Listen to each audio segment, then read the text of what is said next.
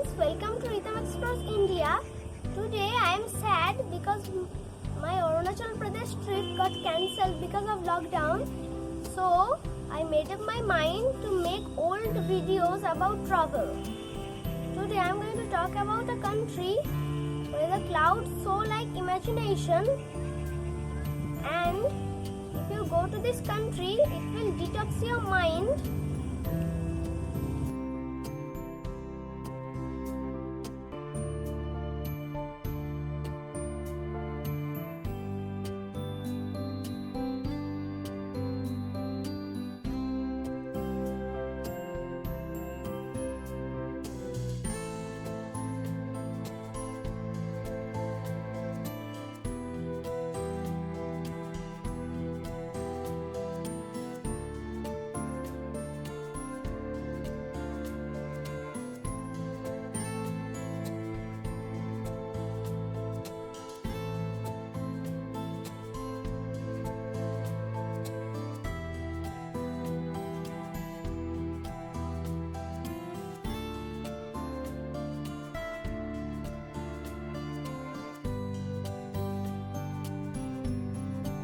Is Bhutan.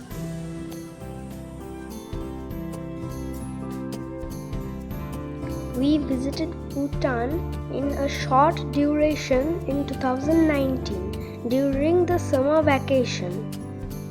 I was accompanied by my parents and grandmother. We boarded Uttabanga Express from Shialda railway station. It took 14 hours to reach Punakha railway station. From there, we took our booked car for Phunshiling Immigration Office, where the data of travelers are recorded. Indian travelers can visit Bhutan with voter identity card. Our driver arranged the procedure before we appeared physically. At Phunshiling, you can exchange Indian rupee with Nulthru, the currency of Bhutan, and get a tourist SIM, as Indian SIMs do not work in Bhutan. Around 5:30 p.m., we started our journey to the land of dragons. It took 5 hours to reach Thimphu, the capital of Bhutan. Next morning, we woke up early to visit some important places of Thimphu. At first, we went to the National Chowton, which was built in the honor of King Jigme Dorji Wangchuk. This is truly a place of serenity.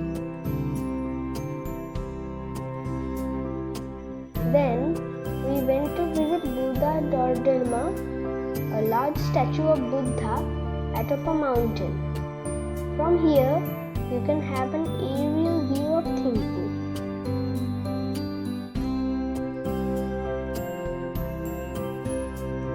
Then, we visited a 900-year-old monastery called Taksang Monastery.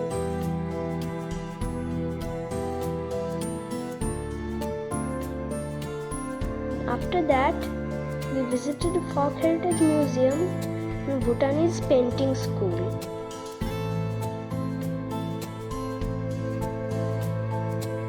Then went to explore the local market for collecting souvenirs, while our driver went to arrange permission for Punakha. After little shopping, we went to visit Moti Thang Takin Preserve, where takin, the national animal of Bhutan, is conserved. Then, around 12 o'clock, we came back to our hotel and took our lunch and rested a while at Clock Tower, and then headed to Thimphu General Post Office to collect good books on Bhutan.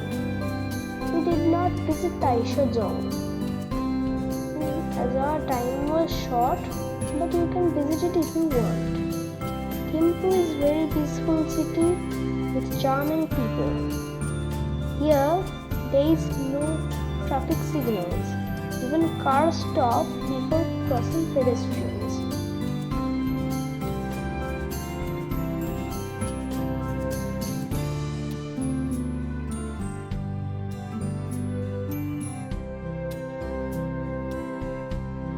Then we started our journey to Punakha.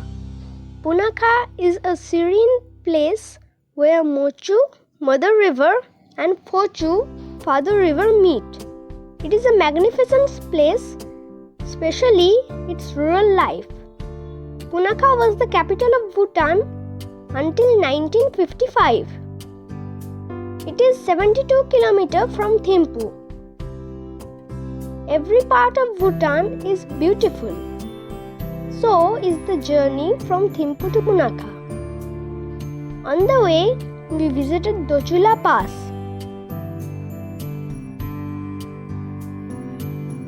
It is very beautiful and chilly.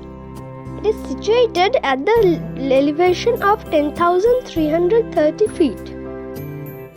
You can digress to Phobjika Valley or Bumthang Valley if you have time and sought permission.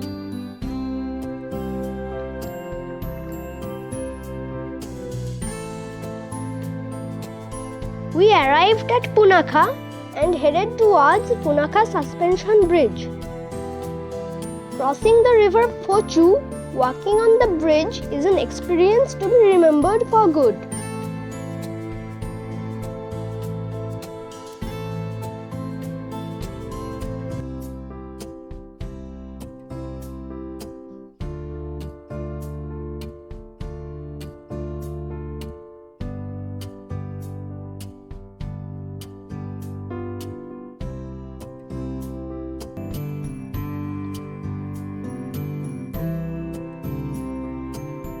The rustic life of Punakha is enhanced with the serenity of the place.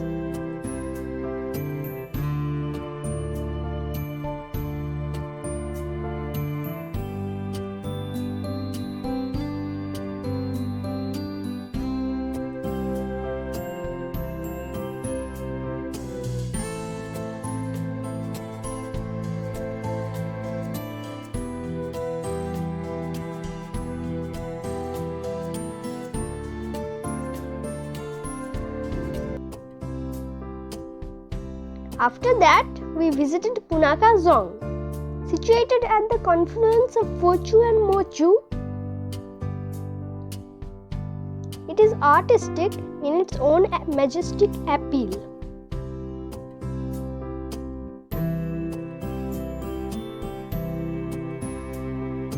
In the evening, we spent the time on the bank of the river Mochu. Tourists love river rafting in Mochu.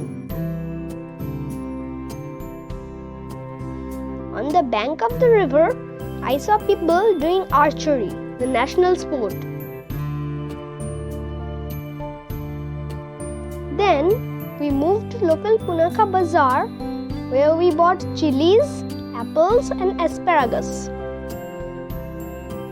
Finally, we checked into our Hotel Lingar, and finished our dinner at the earliest. Here, I would like to mention that the price of food is little bit costlier. Here are the few moments of our Punakha visit.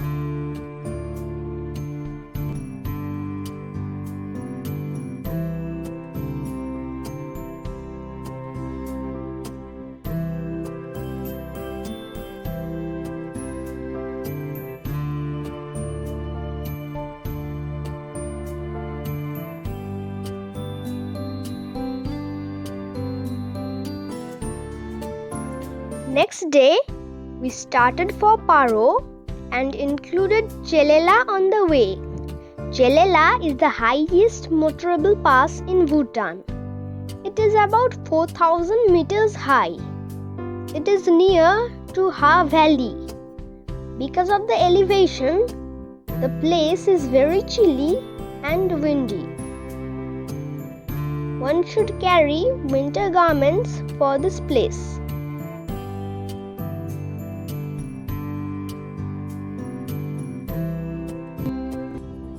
The nature of vegetation at this place is absolutely different. We defended the frosty cold with hot Maggie here.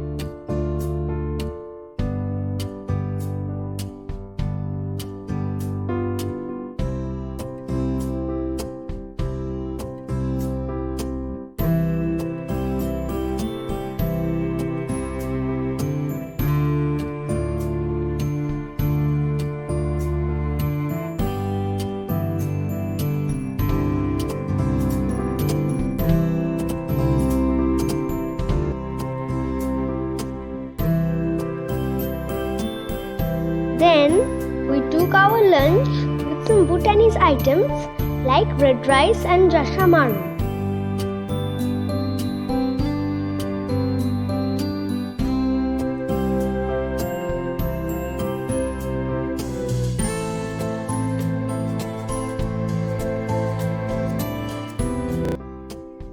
Then we visited Taksang Monastery or Tiger's Nest from a distance.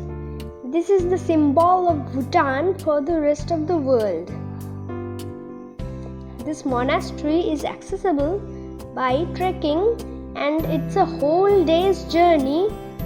Due to the aged member of our team, we avoided trekking, but it's a must-visit place.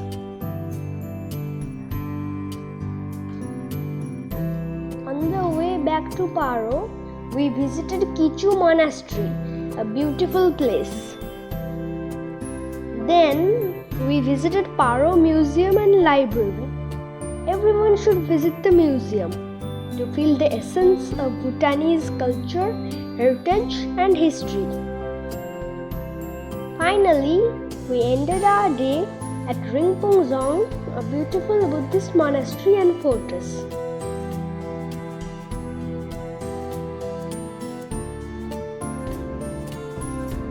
Then, suddenly, we added a new plan. We thought that if we can reach Phuntshiling tonight, next morning can be made useful by visiting local places at Phuntshiling or Buxa Tiger Reserve. So, we started our journey at 5 p.m. and reached Phuntshiling at 10:30 p.m. This journey was exceptionally long as we covered a long way from Punakha to Chele and from Chele to Paro and then to Phuntshiling. Here are a few moments at Paro.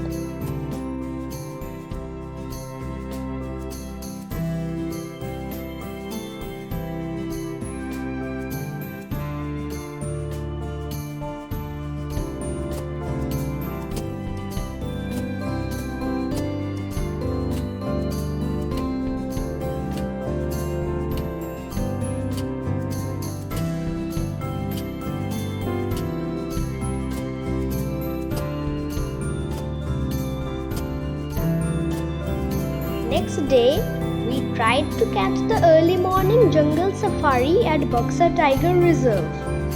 But due to heavy journey of yesterday, we could not wake up early. But we reached Buxa around 8 am. We had to fill up forms to take permission and get tickets from the Forest Department office. Now we hire a safari car and a guide.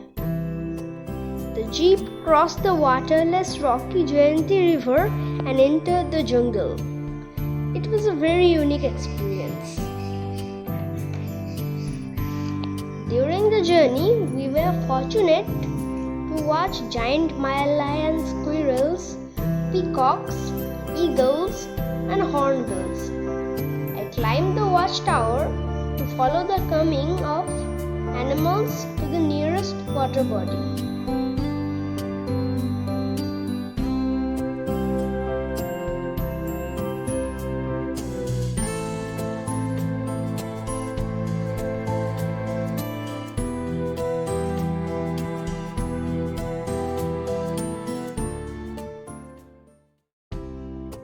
Then we went spelunking at Mahakal Cave. On the way, I felt the current of Jayanti River. Totally, it was 3.5 hours journey. After the completion of the journey, we returned to Falakata station from where we commenced. Now, let's move to budget. Bhutan is a little costlier. A short trip to Bhutan can cost around 40,000 rupees for per person. For large groups, there are tempo travelers which are cost efficient. As the road condition of Bhutan is very good, most of the popular places are accessible by tempo travelers.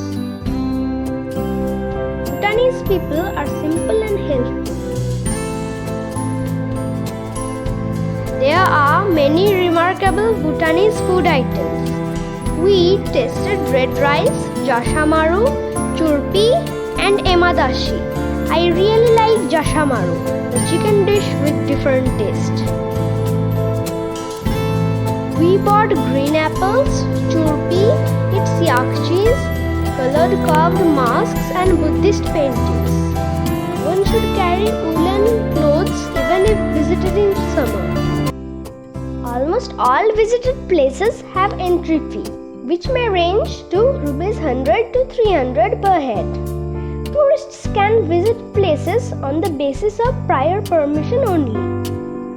The trip to Bhutan has created a philosophy of my life that culture, tradition and community bonds and prosper human life in the colors of a rainbow.